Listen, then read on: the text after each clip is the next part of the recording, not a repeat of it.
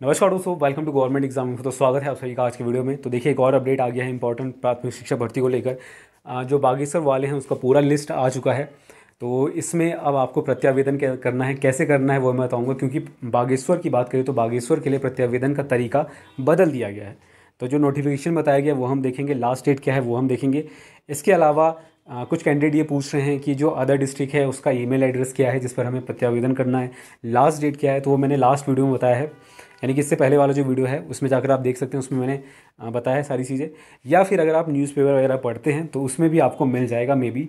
ठीक है, तो चेक करना पड़ेगा क्योंकि इससे पहले वाले जो हैं वो कल या परसों के न्यूज़पेपर में आया होगा और आज का भी कुछ आया होगा। ठीक है, अदर डिस्ट्रिक्ट का। तो उसको देख लेना न्यूज़पेपर में अगर देखना चाहें तो, या फिर आप वीडियो को देख लेना, उसमें भी मैंने मेंशन किया है ठीक से। तो अभी ये जो लिस्ट आप पूरा देख रहे हैं ये है आपका बागेश्वर का।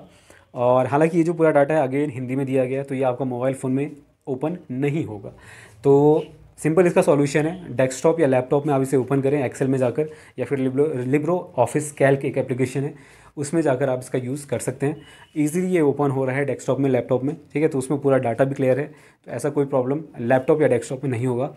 कुछ लोग कह रहे हैं कि लैपटॉप आपके पास नहीं है तो आप सिंपली किसी के लैपटॉप का यूज़ कर सकते हैं, फ्रेंड का या नेबर का या किसी का भी लैपटॉप थोड़ी देर के लिए 5-10 मिनट के लिए यूज़ कर सकते हैं। अपना डाटा चेक कर लेना, गलत है तो वो डाटा नोट कर लेना या फिर स्क्रीनशॉट ले लेना बस, और हो गया आपका काम। क्योंकि आपका काम तो ऑनलाइन ही करना है ज़्यादातर, और तो बस यही करना है आपको। फिर भी मैं इसका PDF ट्राई करूँगा शेयर करने का जल्द से जल्द। तो वेट करना, टेलीग्राम पर आपको ये दिया जाएगा। ठीक, अब यहाँ पर बात करें तो पूरा लिस्ट आप देख सकते हैं। थोड़ा सा जूम इन करें तो देखिए यहाँ पर ये पूरा लिस्ट दिया गया है। प्रत्यावेदन में एक चीज़ याद होगा आपको, जो पिथौरागढ़ वाले में थे, जिसमें बताया गया था कि जो आपका आवेदन कर्ता का जो नंबर है यहाँ पर सेकंड बॉक्स में दिया गया था, इसके अलावा एक सीरियल नंबर दिया गया था। तो इसको मेंशन करना था अपने प्रत्यावेदन में। ठीक है, तो आप चाहें तो अदर डिस्ट्रिक्ट के लिए भी कर सकते हैं। ठीक है, जो आपका सीरियल नंबर है और उसके बाद जो सेकंड बॉक्स में एक नंबर दिया गया रहता है वो आप मेंशन कर देना। देखिए, इससे फ़ायदा ये होगा कि जो चेक करने वाले हैं वहाँ पर, जो डिपार्टमेंट में चेक करने वाले होंगे, उनको पता चल जाएगा कि इस सीरियल नंबर पर इस आवेदन क्रमांक में ये कैंडिडेट है जिसकी तरफ से प्रत्यावेदन किया गया है। ठीक है, तो वो ईजी हो जाता है उनके लिए।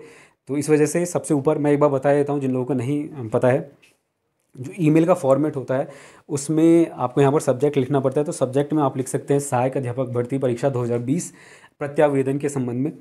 और यहाँ पर आप सबसे ऊपर लिख देना सीरियल नंबर, और फिर आप लिख देना जो कंट्रोल नंबर एक इस तरह से दिया होगा, या फिर आवेदन क्रमांक ऐसा कुछ दिया होगा। ठीक है, जो दिया जाता है, और सीरियल नंबर लिख देना। फिर आप ये लिख देना। उसके बाद आपको अपना जो नाम है वो लिखना है, पेरेंट नेम लिख सकते हैं, और डेट ऑफ बर्थ। ये 3 चीज़ें लिख देना ताकि मैच करने में आसानी रहे तीनों चीज़ों को। और इसके अलावा चाहे तो आप कैटेगरी लिख सकते हैं, ऑप्शनली लिख सकते हैं, या भी नहीं भी लिखेंगे तो मैच तो वैसे ही हो जाना है। उसके बाद आप अपना क्वेरी लिख देंगे। जैसे अगर मान लीजिए आपका डेट ऑफ बर्थ गलत है तो आप लिख सकते हैं जो बागेश्वर का लिस्ट जारी किया गया उसमें जो मेरा डेट ऑफ बर्थ है वो गलत मेंशन किया गया है। और आप चाहें तो इसमें कुछ प्रूफ के तौर पर लगा सकते हैं, जैसे हाई स्कूल का जो सर्टिफिकेट उसमें जो आपका डेट ऑफ बर्थ है, इस तरह से कोई प्रूफ लगा सकते हैं स्कैन करके। ठीक है, तो ये बेटर रहेगा। और बाकी चीज़ें तो इसमें सेम है, ज़्यादा कुछ करना है नहीं इसमें। तो आई होप इसमें ये क्लैरिटी आपको मिल गया होगा, क्योंकि अभी तक कमेंट्स आ रहे हैं कि इसमें कैसे करना है प्रत्यावेदन। अब अगर बात करें तो डाटा तो यहाँ पर आपको पूरा दिख ही रहा है कैटेगरी वाइज।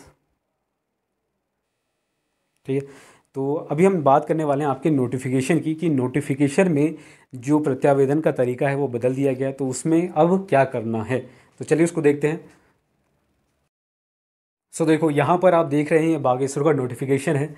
और इसमें अगर बात करें इंपॉर्टेंट डेट की तो सबसे पहले मैं वही बता देता हूँ, बाकी चीज़ें तो बताया आपको, ग्रेड पे लेवल क्या रहेगा और ये अदर डिटेल्स कि कब का ये नोटिफिकेशन है।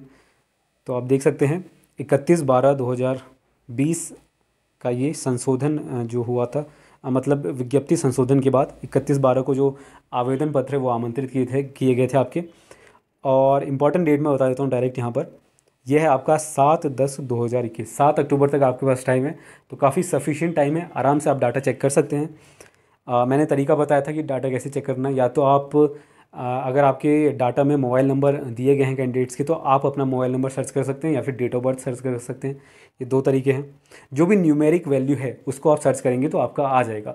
और न्यूमेरिक वैल्यू में इंडिविजुअल एक मोबाइल नंबर ही होता है हर किसी का, या फिर डेट ऑफ बर्थ नॉर्मली सबका इंडिविजुअल होता है।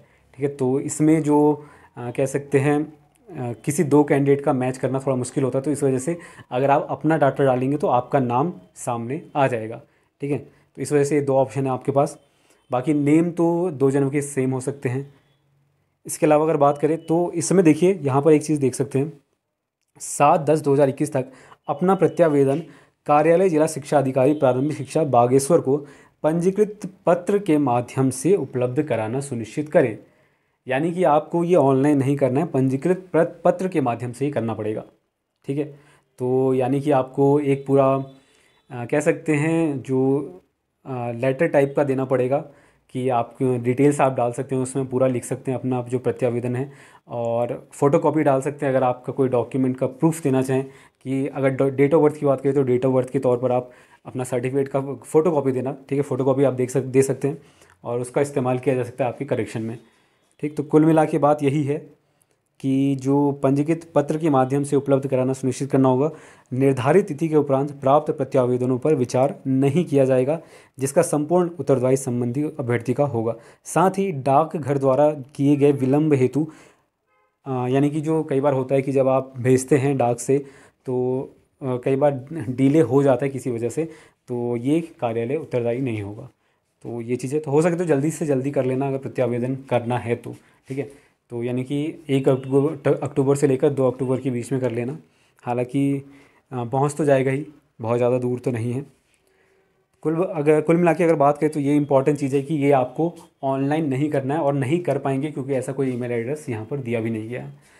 तो बस यही था आज के लिए अपडेट। अब एक डाउट यहाँ पर आखिरी ये रह जाता है कि ऐसे कैंडिडेट क्या करें जिनका नाम लिस्ट में नहीं है।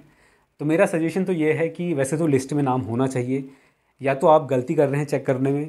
ठीक है, अगर ऐसा नहीं है, आपने हर तरीका यूज़ कर लिया फिर भी आपका नाम नहीं दिख रहा है, तो एक बार मैं फिर से कहूँगा कि दोबारा से चेक करो। देखिए 2 शीट वहाँ पर होंगे, एक बीएड का होता है, डीएलएड का होता है, इस तरह से 2-2 शीट में यहाँ पर जो पूरा लिस्ट है वो दिया गया है। तो इस वजह से हो सकता है उसमें ना हो, तो दूसरे शीट में जाकर देखना, उसमें आपको मिल जाएगा।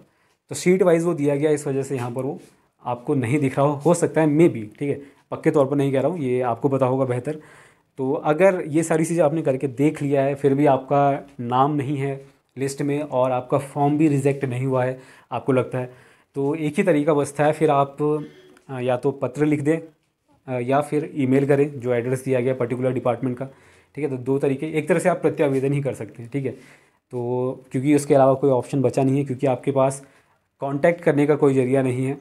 ठीक है, अगर नंबर वहाँ पर दिए गए हैं, वैसे तो अगर देखा जाए तो वेबसाइट पर कुछ नंबर दिए गए हैं, लेकिन आई डोंट थिंक उसका कुछ फ़ायदा होने वाला है, और ना ही कोई ईमेल एड्रेस दिया गया है। ईमेल एड्रेस आपको बस पर्टिकुलर डिपार्टमेंट के अकॉर्डिंग प्रत्यावेदन का दिया गया है, तो प्रत्यावेदन का इस्तेमाल आप कर सकते हैं क्वेरी के लिए। ठीक है, बाकी अगर ऐसा कुछ होगा तो नेक्स्ट जो आपका फाइनल मेरिट लिस्ट आएगा या फिर जो काउंसलिंग डेट आएगा मे बी, या फिर जो एक नया लिस्ट आएगा करेक्शन के बाद, उसमें आपको ये देखने को मिल जाए।